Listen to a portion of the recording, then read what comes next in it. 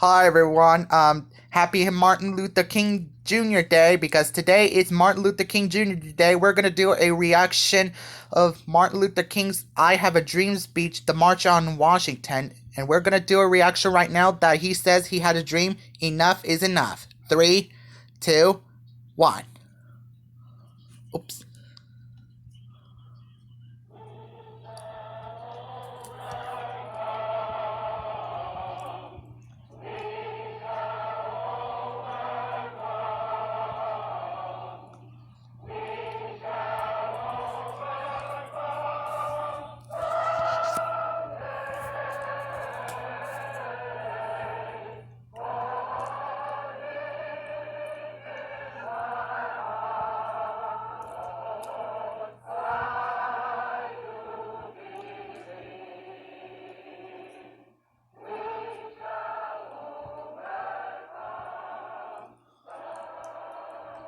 That was awesome. With non-violent protest. At this time, I have the honor to present to you the moral leader of our nation. I have the pleasure to present to you Dr. Martin Luther King, Jr. Yeah.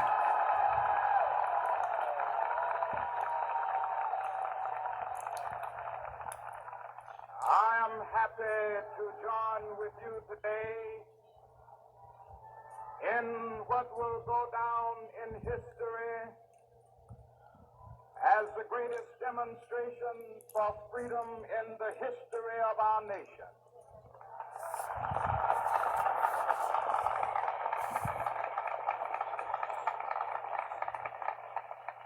Five score years ago, a great American in whose symbolic shadow we stand today signed the Emancipation Proclamation.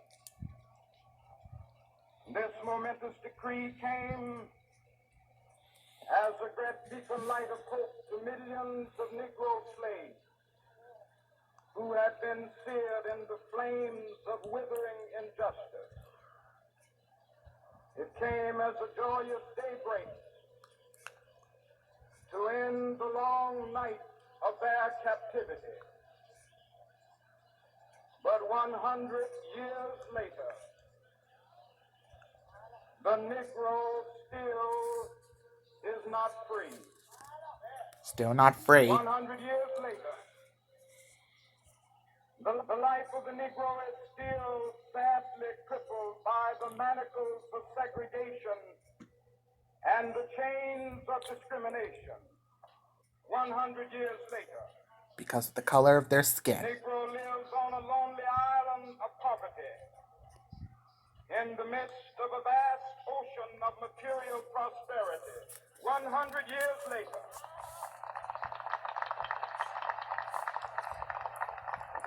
the Negro is still languished in the corners of American society and finds himself in exile in his own land.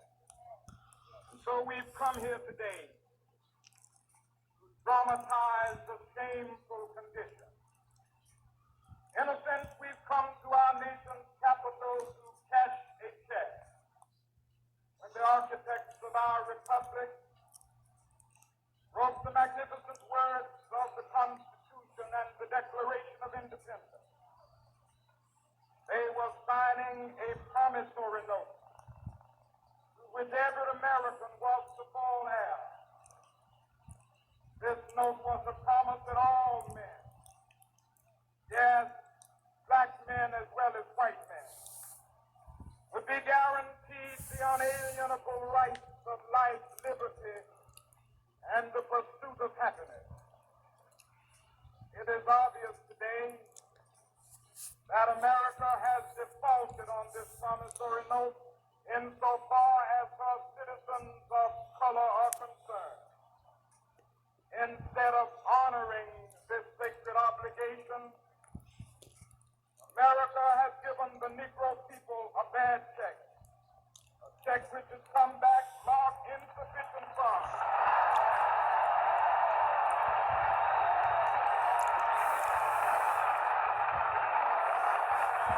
Yeah.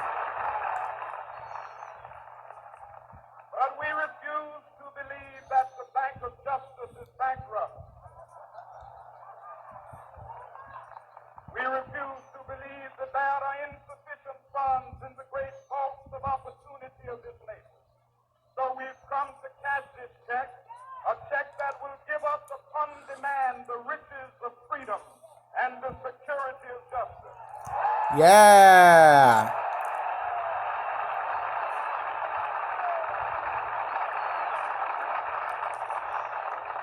We have also come to this hallowed spot to remind America of the fierce urgency of now. This is no time to engage in the luxury of cooling off or to take the tranquilizing drug of gradualism.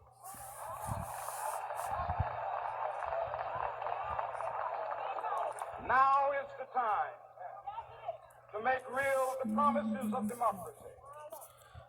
Now is the time to rise from the dark and desolate valley of segregation to the sunlit path of racial justice. Now is the time to lift our nation from the quicksands of racial injustice to the solid rock of brotherhood. Now is the time to make justice a reality for all of God's children. It would be fatal for the nation to overlook the urgency of the moment. This sweltering summit of the Negro's legitimate discontent will not pass until that is an invigorating autumn of freedom and equality.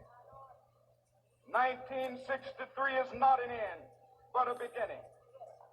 Those who hope that the Negro needed to blow off steam and will now be content will have a rude awakening if the nation returns to business as usual.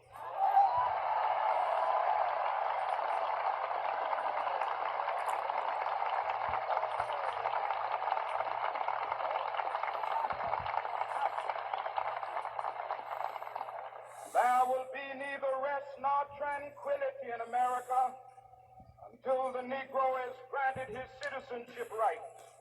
The whirlwinds of revolt will continue to shake the foundations of our nation until the bright day of justice emerges.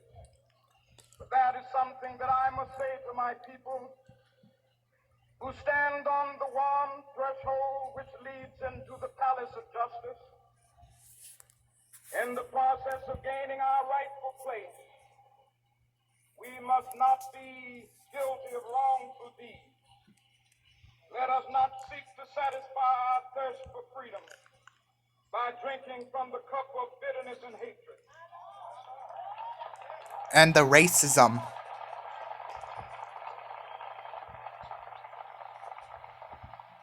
We must forever conduct our struggle on the high plane of dignity and discipline. We must not allow our creative protests to degenerate into physical violence. Again and again, we must rise to the majestic heights of meeting physical force with soul force. The marvelous new militancy which has engulfed the Negro community must not lead us to a distrust of all white people. For many of our white brothers, as evidenced by their presence here today, have come to realize that their destiny is tied up with our destiny.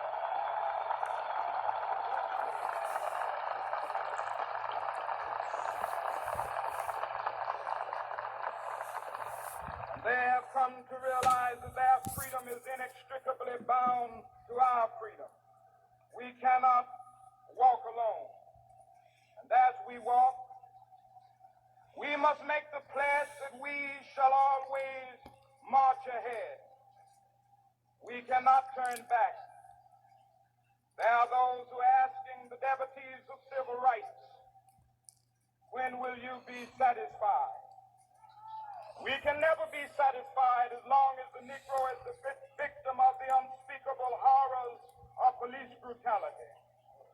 We can never be satisfied as long as our bodies, heavy with the fatigue of travel, cannot gain lodging in the motels of the highways and the hotels of the city.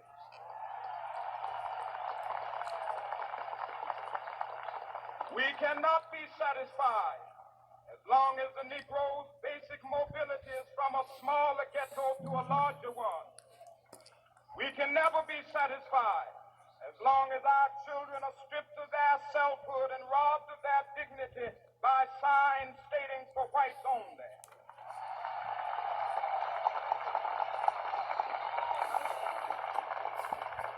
We cannot be satisfied as long as a Negro in Mississippi cannot vote and a Negro in New York believes he has nothing for which to vote.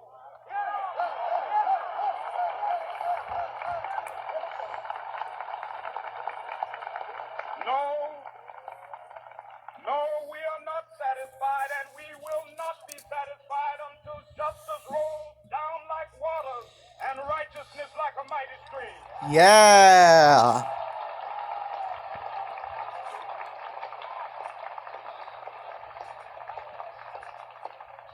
I am not unmindful that some of you have come here out of great trials and tribulations. Some of you have come fresh from narrow jail cells. Some of you have come from areas where your quest for freedom left you battered by the storms of persecution and staggered by the winds of police brutality. You have been the veterans of creative suffering. Continue to work with the faith that unearned suffering is redemptive. Go back to Mississippi. Go back to Alabama. Go back to South Carolina. Go back to Georgia. Go back to Louisiana. Go back to the slums and ghettos of our northern cities. Knowing that somehow this situation can and will be changed. Let us not wallow in the valley of despair. I say to you today, my friend,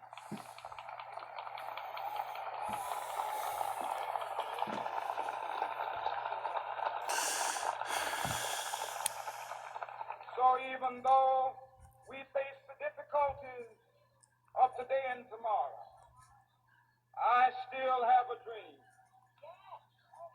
It is a dream deeply rooted in the American dream.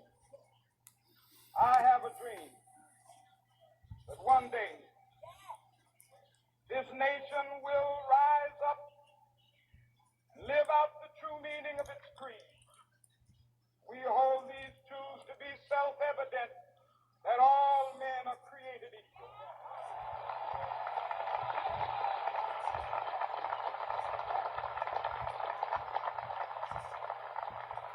I have a dream that one day on the red hills of Georgia, the sons of former slaves and the sons of former slave owners will they be able to sit down together at the table of brotherhood. I have a dream that one day, even the state of Mississippi, a state sweltering with the heat of injustice, sweltering with the heat of oppression, will be transformed into an oasis of freedom and justice. I have a dream that my four little children will one day live in a nation where they will not be judged by the color of their skin, but by the content of their Like character. me. I have a dream today.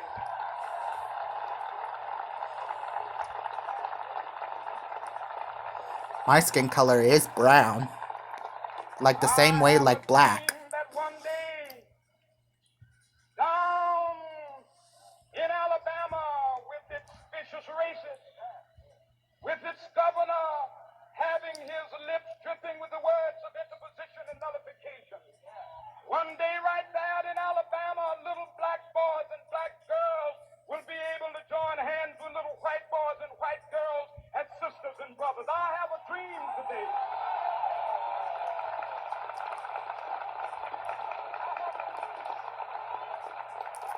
I have a dream that one day every valley shall be exalted.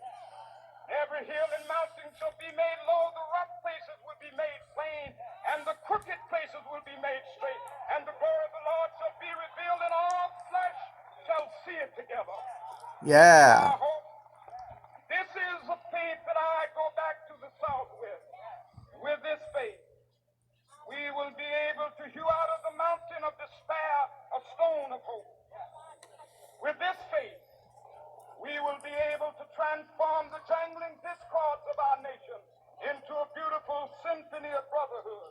With this faith, we will be able to work together, to pray together, to struggle together, to go to jail together, to stand up for freedom together, knowing that we will be free one day. This will be the day. This will be the day when all of God's children will be able to sing with new meaning, "My country tears of thee. Sweet land of liberty of thee I sing. Land where my fathers died, land of the pilgrim's pride. From Yeah. every mountainside. Yeah. Let freedom ring, and if America is to be a great nation, Yeah. this must become true. Yeah. So let freedom ring from the prodigious hilltops of New Hampshire.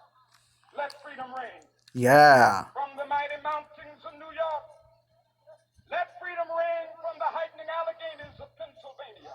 Long live Let freedom. freedom ring from the snow-capped Rockies of Colorado.